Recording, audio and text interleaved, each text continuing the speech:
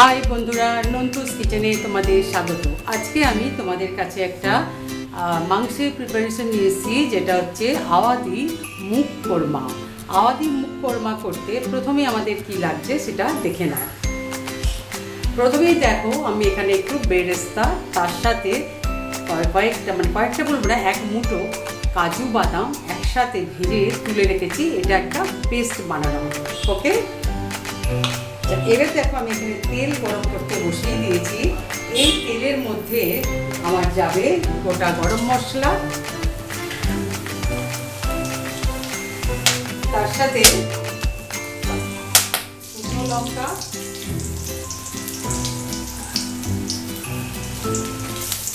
ঠিক আছে।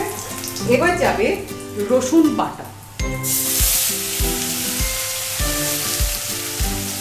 বেশ কিছুটা, কারণ আমি 1 কিলো মাংস করছি। তোমাদের প্রিপারেশনটা কতটা করছো মেজারমেন্টটা দেখে সেই মতো রসুনটা অ্যাড করবে। এটা কিন্তু খুব সিম্পল একটা উপকরণ। দেখো, আমি এখানে 1 চামচ মতো আদা বাটা দিলাম। রসুনটা একটু বেশি, আদাটা কম।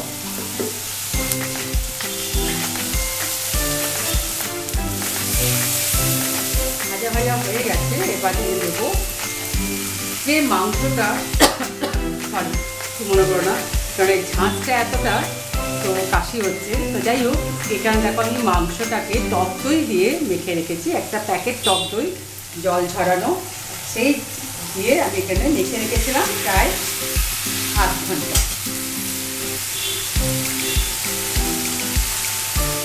ভালোভাবে আদা রসুনের সাথে এটাকে মিশিয়ে নিয়েছি। এবারে আমি এটাকে,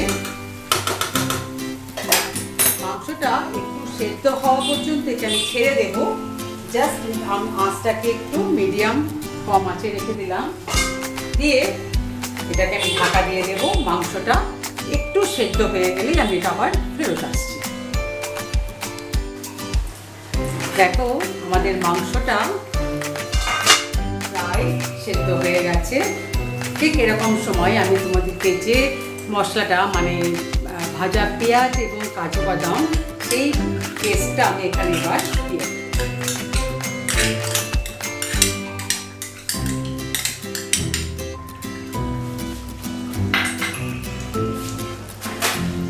দিয়ে এটাকে আমি একসাথে এবার মিক্স করে নেব।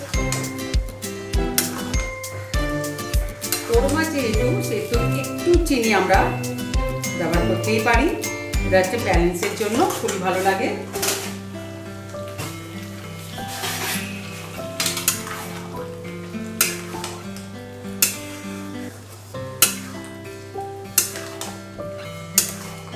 এবার আমি অল্পক্ষণের জন্য একটু চাপা দিয়ে এটাকে রেখে দিলেই কিন্তু আমাদের মাংস তৈরি। আমরা তাহলে জাস্ট 1 মিনিট পর আমরা ফেরত আসি। দেখো, আমাদের আওয়াদি মুগ কোরমা রেডি। এবার আমরা সবার শেষে যেটা দেব সেটা হচ্ছে সামরিচ গুঁড়ো।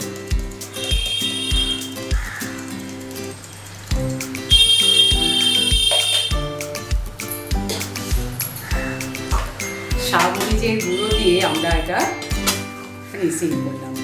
তাহলে বন্ধুরা, তোমরা শিখে নিয়েছো কীভাবে আমরা চিকেনটা বানালাম। এত সুন্দর এবং খুব অল্প উপকরণ দিয়েই তৈরি, একদম তেল মশলা একদমই কম। তাহলে তোমরা এটা বানিয়ে ফেলো চটজলদি, এবং আমাকে ছোট্ট একটা লাইক দিয়ে কমেন্ট দিয়ে জানিও কেমন লাগলো। যারা এখনো পর্যন্ত আমার চ্যানেলকে সাবস্ক্রাইব করতে পারোনি, প্লিজ চ্যানেলটি সাবস্ক্রাইব করো। পাশে বেল আইকনটা আছে, অবশ্যই ক্লিক করতে ভুলবে না। তাহলে এরকম সুন্দর সুন্দর রেসিপি সবার আগে তোমাদের সামনে পৌঁছে যাবে। ঠিক আছে বন্ধুরা, তো আবার ফিরে আসবো যে কোনটা ভালো রান্না নিয়ে। আজকের মতো টাটা।